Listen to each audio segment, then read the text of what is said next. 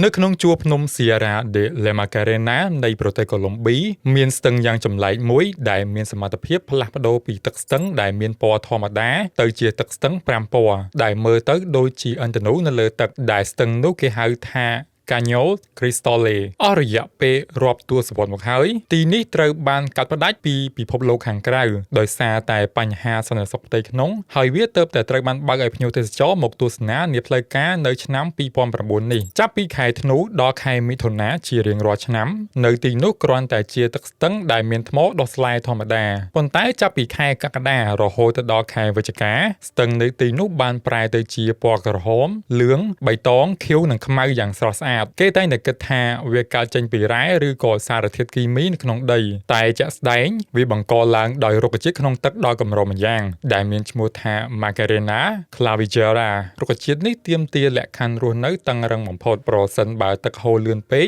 ឬក៏ពន្លឺព្រះអាទិត្យខ្សោយពេកវានឹងមិនអាចបញ្ចេញពណ៌របស់វាបានទេដើម្បីរក្សាប្រព័ន្ធអេកូឡូស៊ីដ៏ផុយស្រួយនេះអ្នកទស្សនាត្រូវបានហាមឃាត់ជាដាច់ខាតមិនឲ្យលាបឡេការពារកម្ដៅថ្ងៃឬក៏ទឹកអប់មុនពេលចុះទឹកឡើយពីព្រោះសារធាតុគីមីសូប៉ានិមិត្តសូម្បីតែបន្តិចបន្តួចអាចបំផ្លាញរុក្ខជាតិទាំងនេះនិងសម្លាប់ពណ៌របស់ទឹកស្ទឹងនេះទាំងស្រុង Caño Cristale មិនត្រឹមតែជាអច្ឆរិយភាពធម្មជាតិប៉ុណ្ណោះទេប៉ុន្តែវាជាការបង្ហាញនៃភាពផុយស្រួយរបស់ប្រព័ន្ធអេកូឡូស៊ីរបស់ផែនដីដែលទាមទារការការពារយ៉ាងតឹងតែងបំផុតចុះសម្រាប់អ្នកទាំងអស់គ្នាវិញតើអ្នកទាំងអស់គ្នាហ៊ានលះបង់លេការពារកម្ដៅថ្ងៃដើម្បីបានតែឃើញសម្រស់ធម្មជាតិដ៏ស្រស់ស្អាតនៃស្ទឹងឥន្ធនូនេះដោយផ្ទាល់ដែរឬទេ